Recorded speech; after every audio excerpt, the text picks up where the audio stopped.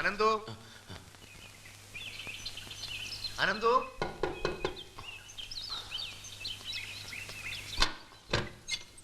എന്താടാ ഇത്? എപ്പോഴും വാതിലടച്ചിങ്ങനെ. നിന്നെ കാണാൻ ആരണ്ട് വന്നിട്ടുണ്ട്.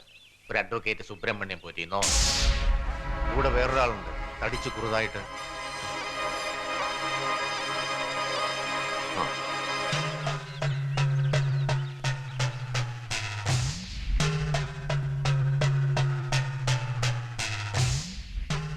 കൃഷ്ണൻ.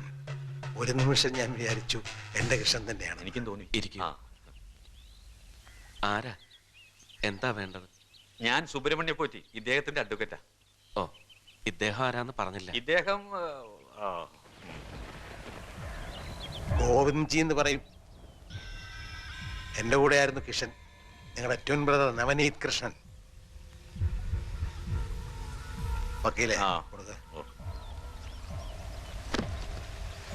അവൻ ജീവിച്ചതും മരിച്ചതും ഒക്കെ എനിക്ക് വേണ്ടിയാ. കുറച്ച് പണം തന്ന് കടം തീർക്കല്ല, എന്നാലും ഒരു... എന്താടാ അവർക്ക് വേണ്ടത്? ഇയാള് ഗോവിന്ദ്ജി എന്ന് പറയൂ അത്രേ. നമ്മുടെ കിച്ചു ഇയാൾക്ക് വേണ്ടിയാണ് ജോലി ചെയ്തിരുന്നത്. ഓഹോ, അപ്പോ എഴുന്നേക്കുക, അധികം നിൽക്കാതെ സ്ഥലം വിടുക. എന്താപ്പത്? അങ്ങനെ ഇങ്ങോട്ട് വരേണ്ട ആളൊന്നും അല്ലാതെ നേരിട്ട് വന്ന് കാണണമെന്ന് ആഗ്രഹിച്ചു വന്നപ്പോ ഒരുമാതിരി ദൈവം തമ്പുരാനൊന്നും അല്ലല്ലോ ഇത്. എന്റെ കുട്ടിയെ കൊണ്ടുപോയി വഴിതെറ്റിച്ച് കുരുതി കൊടുത്തിട്ട് എന്ത് ധൈര്യത്തിലാ നിങ്ങൾ ഈ പടികേറി വന്നത്? ആളെ ശരിക്കും മനസ്സിലാവാത്ത നിങ്ങൾ വെറുതെ... മരിച്ചത് ഇദ്ദേഹത്തിന്റെ മകനാടോ. ഇങ്ങനെയൊക്കെ അല്ല പിന്നെ എങ്ങനെയാ പെരുമാറണ്ടേ? ക്ഷമിക്കണം, ഒരറിവില്ലായ്മയായിട്ട് കണക്കാക്കിയാൽ മതി. ഓ, അങ്ങനെ തന്നെ കണക്കാക്കിക്കോളാം. ഈ കിഴിയും കൂടെ എടുത്തോണ്ട് പോവാ.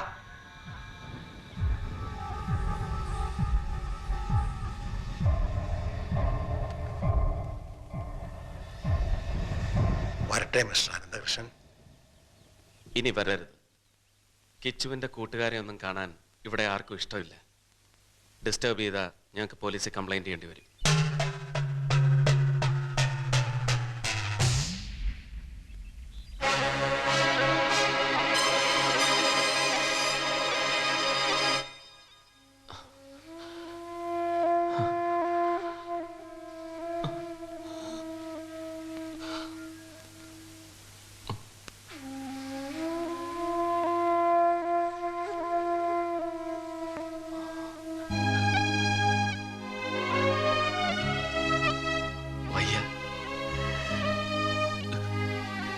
ഇനി എനിക്ക് വയ്യ. നീ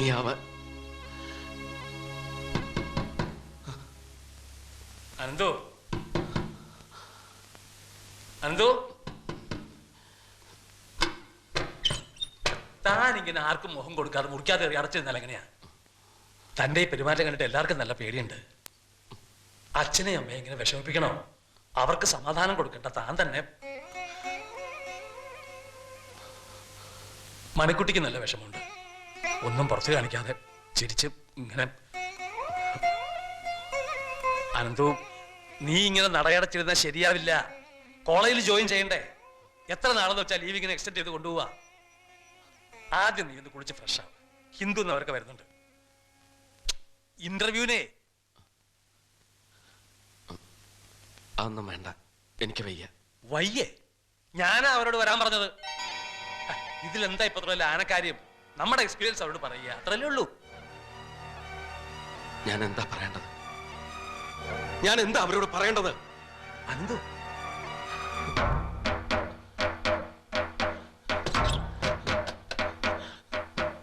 എനിക്കറിയില്ല, എനിക്കൊന്നും അറിയില്ല. ഒന്നും. അനന്തു, ഞാൻ അനന്തു അല്ല. മരിച്ചു.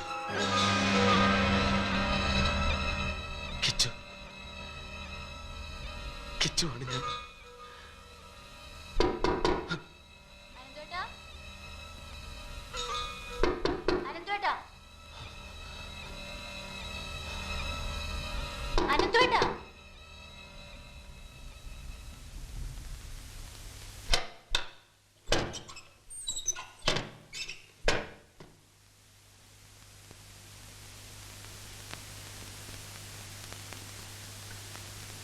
എന്താ? ഒന്നുമില്ല. അവൻ വെറുതെ കിച്ചുവിന്റെ ഓരോ കാര്യങ്ങൾ ഓർത്ത് കുട്ടികളെ പോലെ. അനന്തേട്ടാ, വേണ്ട, ഇത് ഞാൻ നോക്കിക്കോളാം. നീ പൊക്കോ. ആ പൊക്കോ.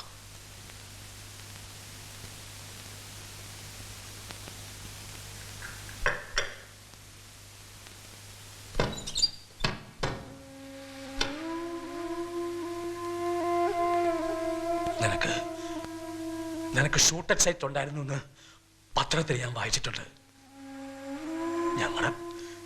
ഞങ്ങളുടെ കുഞ്ഞിനെ ബലി കൊടുത്തിട്ട് നീ രക്ഷപ്പെട്ടു. എന്തിനാ നീ ഇങ്ങോട്ട് വന്നത്?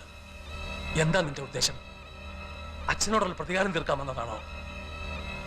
ഈശ്വര, അവരിതറിഞ്ഞാൽ എല്ലാം തകർത്തിട്ട് നിന്നെ ഞാൻ വെറുതെ വിടില്ല. പറഞ്ഞോ, എല്ലാരോടും പറഞ്ഞു. ഈ നാടകം ഇനി വലിച്ചു നീട്ടിക്കൊണ്ടുപോകാൻ വയ്യ. എനിക്ക് അനന്തമാവാൻ വയ്യ.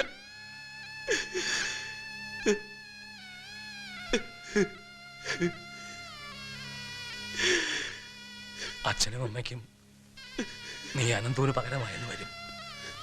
പക്ഷേ എന്റെ മോള് അവളോട് ഞാൻ എന്ത് പറയും?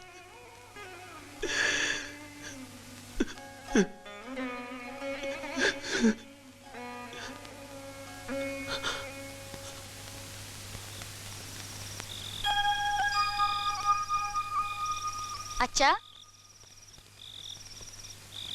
അച്ഛാ, എന്താ പതിവില്ലാണ്ട് ഈ നേരത്തൊരു കിടപ്പ്?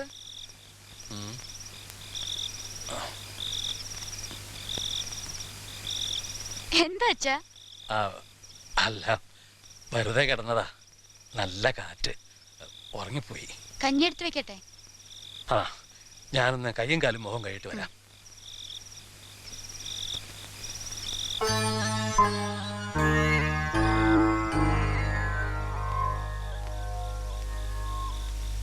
എന്താ മോനെ ആലോചിക്കണത്?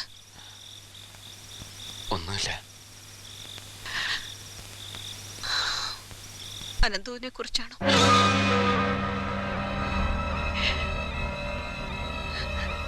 എനിക്കന്നേ മനസ്സിലായിട്ടുണ്ട്.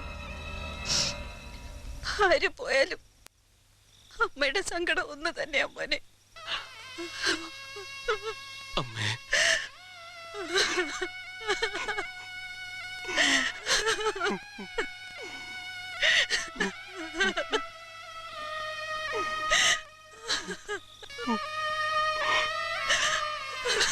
എനിക്ക് രക്ഷപ്പെടാൻ കരുതിക്കൂട്ടി ഞാൻ അവനെ കൊല്ലിച്ചതാണ് തോന്നുന്നു അമ്മയ്ക്ക്. അമ്മയ്ക്ക് അറിയണം എന്റെ പ്രാണസങ്കടം. അമ്മേ